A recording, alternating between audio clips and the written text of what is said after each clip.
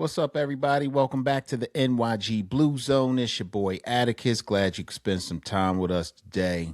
This Sunday, the New York Giants are hosting the Minnesota Vikings at Giant Stadium. And before we even get into it, I just want to be clear. These are two teams who are not going to the playoffs. The math has already decided that. We don't have to figure out if this team wins and playoff positioning. It's like whatever at this point. You got two divisions that are really different too. The NFC North is just stacked. I mean, with the Bears having the season that they're having, and we already knew that the Packers were a pretty good team. And then you got the Lions, who people were actually thinking they were going to make it to the Super Bowl this year. I don't know about all that, but, that division was already really tough. And going into the season, you kind of thought that the NFC East might be a little more challenging than it was, but it simply wasn't. Like, the Eagles were just a better team in the division this year.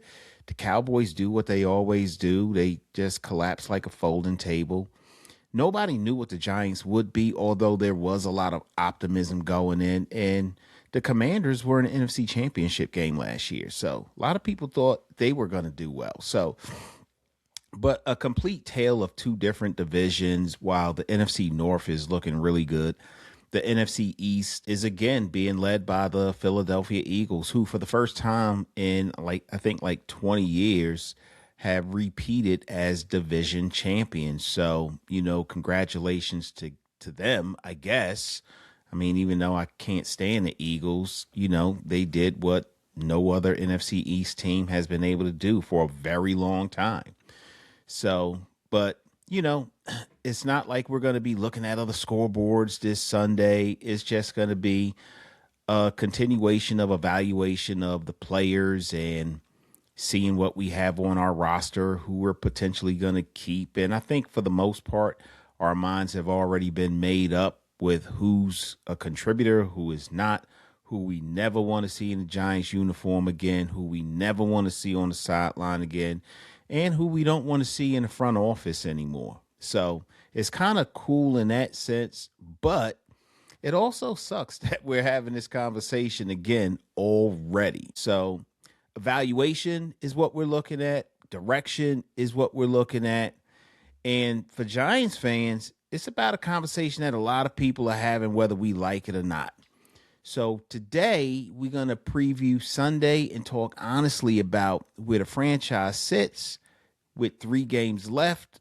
What are we actually looking at?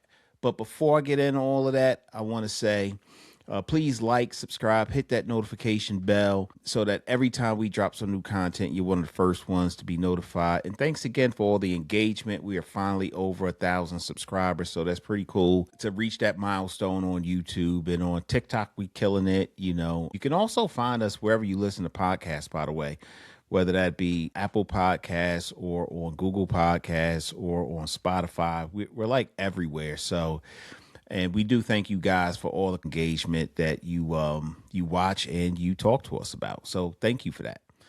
All right, so let's get into it. This Sunday versus Minnesota. On paper, this looks like a matchup of two teams just playing out the string, But when you dig into it, there's some storylines that we can still talk about, right? Like the Minnesota Vikings offensive line is beat up. They got some injuries that they're dealing with. They've shuffled a lot of different combinations on that line this season. And you would think with all of that in this Giants defensive front, Dexter Lawrence is finally going to have a good game. Darius Alexander's going to show why he was drafted. Abdul Carter, the performance he put on last week, you just want to see a lot more of that. Brian Burns has been a force all year. It seemed like he got to that sack number 13 real quick, and then he kind of just stumbled off a little bit. So maybe he'll be able to get some production this game too.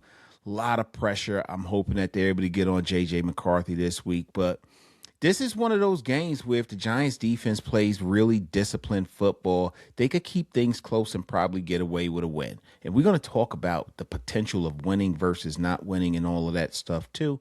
But if we're just looking at the fundamentals of what we would like to see our team do, you kind of, even if you understand the whole tanking thing, you kind of want to see your team play well and perform in certain aspects anyway, right? So defensively, if they play well and they maintain their gaps, they're good at putting them in third and long situations, second and long situations. They got a good chance of performing well defensively. And offensively, this is another week for evaluation too. We want to see how Dart continues to handle the pressure that he has now found himself in, particularly when it comes to protecting himself, sliding, getting out of bounds before he takes the hit, making good reads, seeing what the defense is showing him, because we really don't know what Brian Flores is going to do. I mean, he leads the league in pressure rates, and it's not even close. It's like 46% of the snaps are going to be blitzes. So that's going to be another good challenge for Jackson Dart to get some more experience on how he can improve his game moving forward. And I got to say, Jackson Dart's performed really well against the blitz this year. So while I think he'll do okay, this is just going to be another week for him to hone that craft on reading the defense, getting good at the quick game. Gonna see. I think we can expect to see a lot of Wan'Dale Robinson and Theo Johnson and maybe even Daniel Bellinger, who again proves to be pretty good at catching the ball whenever you need him to. So I think we're going to see a lot of that. I know that the Giants had elevated Bo Collins off the practice squad or from injured reserve, and he was expected to come back and play, but something's going on with that where I don't even think he's going to make it onto the field. But does it even matter for the Giants at this point? I mean, they have Darius Slayton, who somebody referred to him as Sugar Water Slayton. I thought that was hilarious. But, because he's just so inconsistent. I mean, the one consistent thing about Darius Slayton over the course of his career is how inconsistent he has become. And it's upsetting because I happen to like Darius Slayton, not just as a player, but I think he's a good guy. And he went through a lot of adversity when the Dable regime started. And I mean, finding himself buried in the depth chart to making his way back up to nearly the top of the depth chart. But he's been consistent for a lot of years in being the number one receiver, but he's also been consistent in the area of dropping passes. And I really think that the Giants are probably fed up with it at this point. I know the fans are fed up. Doesn't take away from how I feel about him as a person, but yeah, it's just too many drop passes that we're seeing from him. So, but again, I was talking about Jackson Dart and him getting a taste of the Brian Flores treatment against quarterbacks in this league. And he's actually a guy who I really like, and I'd like to see Brian Flores, if he can make his way into the Giants coaching staff. I know he got stuff going on with the league and with the Giants in particular. But if there's a Tomlin signing by the Giants as the new head coach, if that should ever happen in my dream fantasy, I'd like to see Brian Flores over there on that sideline calling out our defense with the players that we have. But the offensive line protecting Dart has done pretty well this year. Andrew Thomas and Jermaine Illuminor finds themselves in the top 10 in pass protection in the league for tackles in the NFL, which is a pretty good place to find yourself, particularly when you consider how bad the Giants' offensive line has been for a number of consecutive years. Not just a one-off, but they've just historically in the last decade been a bad unit. And this year they've played pretty well. I would dare say even Runyon, GVR, and John Michael Schmitz have played well. The offensive line overall for the Giants have really performed well this year. They're right in the middle of the pack of the league and not at the bottom of the league, which is where they haven't been in a very long time. So I want to see how they hold up against this Brian Flores blitz-heavy defense. If they're able to keep Dart on his feet, if we're going to see him have to head to the Blue 10 again this week. I hope not, but I think it's going to be a good test for him. I think it's going to be a good test for the line. and it's going to be a good test for those tight ends and slot receivers. So this isn't going to be about Evan Neal getting on the field, which he might play. I don't know if he's going to be in uniform. I talked about this in a prior podcast. The fact that he was activated and that 21-day window was open for him tells me that they're going to try to fit him into the rotation, but I still don't understand the why behind it. So we're gonna see. I don't know what that means, But things are really interesting, right? Because the players and the coaches, they will never admit to this, but we as fans, we're absolutely talking about it. And for Giants fans, it seems like every November, early December, we're already looking at the draft. We're already talking about players. And the reason you do that, the only reason you do that is because you are so high in the draft order that that's what you have to look forward to. Like, what pieces can we bring on board to potentially put us in a position where we can finally compete in this league?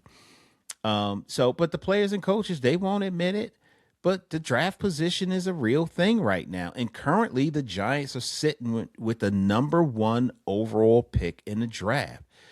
And the reality is simple. If we want to keep that position, the most likely path is to lose the final 3 games of the season. Could they win 1 and still stay at number 1? Possibly. But the cleanest math says just lose out. Get the number 1 pick. Why do we want it? Let me be real clear. The players don't tank. The coaches don't tank. Their careers are on the line every single snap they play. But for us, the fans, I think we're thinking a little bit longer term than that, because a player's career and a coach's career is not as long as the fandom that we have as individuals. We're lifelong fans. These guys could be on another team next year, and they're really not going to care. And I kind of get it. I remember Kevin Durant, and this is pivoting to basketball a little bit, but he was real candid about his feeling about what fans thought about something that he said or a trade that was made with him. And he was like, I really don't care what the fans think, because just as much as fans will love you, they will hate you and trash you the next day. And he's right. When the laws of self-preservation come into play, you really don't think about that. That's just noise. And I honestly admire players that's able to filter out the noise and just focus on what their jobs are, to play and play well, to perform and perform well, and to perform well for the men who surround you on that team or on that court. That's what the focus needs to be. So I kind of admire that, But losing for us, it will put us in position to help build our team for the long term. Losing for players, it hurts their ability to get re-signed or potentially move into a better situation next year. So I think the number 1 pick, it will be powerful if we can keep it. I even think the number 2 or number 3 pick can be powerful. And this is not a quarterback heavy draft coming up. But the Giants got a lot of holes that they need to fill. And when you have as many holes as we have, you want a lot of opportunities to fill those holes, right? A lot of people say we should tank. Some people say win the games you can win. The way the Giants have been playing, they're probably going to end up losing out anyway. They can't do the right thing by making sure that we have the right personnel on the field. Part of that is because we have poor depth. Part of that is because we can't seem to find a kicker or a special teams unit to perform well to keep us in games. If you think about, I think 3 of our last 4 games, special teams, you could probably point the finger at specifically and say, you're the reason why we lost this game. And we keep doing that repeatedly. So, there's a lot of reasons why the Giants will probably lose out this season. And I would say a large percentage of the reason why rests strongly on bad personnel decisions and coaching. I think that overall, the roster has probably 60 to 65% of what they need in place. but that other 35 to 40% is so bad. It's so bad. So no matter where we find ourselves in the one or the two position, teams are going to call. There's a couple of teams out there that need quarterbacks. There's only probably two quarterbacks in this draft that people are going to be really looking at, Mendoza being one of them. But, a lot of teams are going to make calls and they're going to make their offers, and the Giants are going to be in very favorable position. And if they're smart and they don't rush, they're going to have teams vying to get that number one overall pick, or maybe number two if we fall to the second position. Trade down. Maybe once, maybe twice. Suddenly that pick turns into 4 or 5 premium picks. And that ain't tanking. That's just being very resourceful with your assets and making sure that your asset, your best commodity going into the offseason is your draft position, turning that into multiple assets and fill those holes. So if they do trade down, and I know this is supposed to be a preview of the Vikings game, but if they do trade down, let's assume that they find themselves in that position where they have one of these picks, and they draft based on need and not best player available. I think this is what they need to do. They definitely need to attack that middle linebacker position. We have seen how lack of depth has put us in a position where we're one of the worst run defenses in the league. And your middle linebacker, even though they're just behind your defensive line, that they're that second layer of effective run stoppage for your team. And we saw how when Micah McFadden went down, we really lost the ability to stop the running game. And this is not to take away from Bobby Okereke, because I like Bobby. He's a little bit slower. And our defensive line, by the way, has not done a good job being that first layer of protection. But we really need help at that linebacker position. And I mean, a real third down guy who maintains gap integrity. He doesn't abandon the A or the B gap and get faked out by crosses and switches. He's where he's supposed to be, and he has a positive for us but negative impact on the play for the offense, right? And somebody who can run a defense. We also need wide receiver help. Like I talked about before, the inconsistency of Darius Slayton is glaring. That's a big problem. I made an earlier podcast about the need to re-sign Wan'Dale Robinson, and I got a little bit of pushback on that. There are some people who think that he should not be re-signed because he's going to ask for more money than he's worth. I have watched the Giants make the mistake of that argument time and time again, only to regret it later. That guy has been consistently productive, giving up the body, making the tough catches, getting the tough yards. To be a small guy who's 5'8", he delivers. And the Giants can craft a deal that makes sense for him and sense for the Giants. They just need to sit down at the table and make it work. They can do it. I've seen other teams do it. The Giants can do it too. He's a chain mover. And we're going to need another person to support this wide receiving core that we have. We don't have that right now. We have guys who haven't even started in games for 2 years that we're bringing off of other teams' practice squad because we have terrible depth. And I really do think they're going to move in a different direction from Darius Slayton. And who are you going to replace him with? You need another dude over there. So they need to look at somebody like that in the draft also. And I also think that I'm not convinced the Giants are going to re-sign Illuminor, although I think they should. But even if they don't, they got to think about depth on that offensive line. We are one injured Andrew Thomas away, one injured Jermaine Illuminor, GVR, John Michael Schmitz. Although I will say Schlotty has played well in his absence. But we're just one, maybe two injuries away from just being in a real bad spot. As much as I like him, Bo, I think we need more depth along that offensive line. And then we need to strengthen our secondary, which has just been woefully bad. It's been tragically bad. And part of that is a byproduct of the fact that the defensive line and linebackers have been very ineffective stopping the run and just setting up play action. And when you got these safeties cheating down, you just open up these huge gaping holes in the secondary. And we have not been very good at covering and reacting, angles and tackling. There's just so many issues that you could point at on defense that's really put us in a situation where the reason why we're the 32 ranked defense in the league in so many categories, which is crazy because the Giants were supposed to be one of the top 5 defenses coming into this season, and they've been historically bad, and it's very upsetting. We need a corner. We need a safety. We need depth. This is why they need to trade down and have many more opportunities to get some of these players that's going to help our team.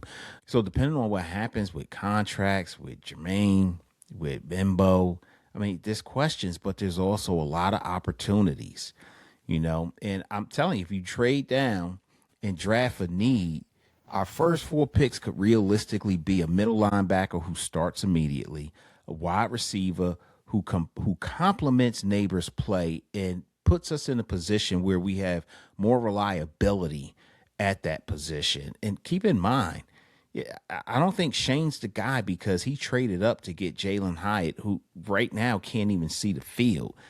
We also need to think about that offensive line. We need a DB. We need somebody who's got speed, instincts, and has good angles. Plus, they know how to freaking tackle. The one thing that Ben McAdoo, and I hate to bring his name up, but Ben McAdoo, the one thing that he said that I will always agree with is you have to master the simple. The Giants have not mastered the simple. When you start playing football from a little boy in the Pee Wee leagues, you learn how to wrap a guy up and tackle. You grab him, you lean your body weight in on them, and you bring them to the ground. You got too many guys trying to hit guys instead of bringing them down. They don't wrap up. They're trying to strip them instead of tackling him. You got to master the simple, and they haven't really been able to do that. And this is where it gets personal, because every Sunday I feel a conflict, and I talked about this before. Like my head saying, lose, control that draft board, build it right. But my heart still wants to win. When the Giants score, I cheer. I can't help it. I'm like screaming, I'm yelling when they miss a tackle. I can't help it. Like I want to see that locker room smile in that post-game press conference. I want to hear, I want to see, I want to feel like we're capable. I want our players to be rewarded for the effort that they put on the field. So, yeah, I hope they compete on Sunday. I hope Jackson Dart plays well. I hope he reads and checks out of plays and hits the hot read. And I want to see him put up 400 yards and score 4 touchdowns. I want the defense to fly around and Abdul Carter get 2 sacks, Brian Burns get a sack, Dexter Lawrence put heavy pressure and get a sack. I want that. And if they win, I'm going to enjoy the fuck out of Victory Monday. Even if my draft brain knows, dude, you just set yourself up for the number 2 pick instead of the number 1. I'm still going to want that. But I want that number 1 pick. It's such a terrible place to be, but that's where I am. And I know I'm not alone. So this Sunday against the Minnesota Vikings, this ain't about the playoffs. It's about clarity. It's about evaluation. It's about direction. It's about understanding that sometimes losing hurts, but helps later. The key is doing something meaningful with that opportunity. Like when that happens, do something meaningful with it. And when it comes to our secondary, and this is a part of the reason why losing will help us, we need better players desperately on the back end of our defense. I'm going to tell you right now, Justin Jefferson has been frustrated the last few weeks, and I am not a believer in J.J. McCarthy. I'm just not. I don't think he's a very good quarterback. I was very happy the Giants didn't draft him. He's not a very good quarterback. But when Justin Jefferson is feeling and saying some of the things he's saying, he's going to end up having a big game. And you watch, I'm going to be watching. I really think he is going to Puka Nakua our defense. What a game the other day by the Seattle Seahawks and the Los Angeles Rams, though. What a game. Yo, Thursday Night Football is the new Monday Night Football. That's all I'm saying. But I just think that Justin Jefferson is going to, eat. And he's going to eat well. He's going to find him. He's going to eat so good, you're going to think he's having a turkey coma on the sideline, because I think our secondary is just not very good. And but that depends on J.J. McCarthy playing well, who I think is not a very good quarterback. I'm not going to go as far as say he's terrible, but they should have kept Daniel Jones in Minnesota, or they should have kept Sam Darnold. But they made the wrong choice in J.J. McCarthy. He's just not a very good quarterback. You never know who he's going to be. So hopefully, the Giants come away with the win, but hopefully the Minnesota Vikings win and we maintain that number one pick in the draft. And I hope the Las Vegas Raiders win all the rest of their games and Tennessee finds a new life and they start looking real good and win some games. And even if we do win tomorrow, if they win, we good. We still got the number one pick.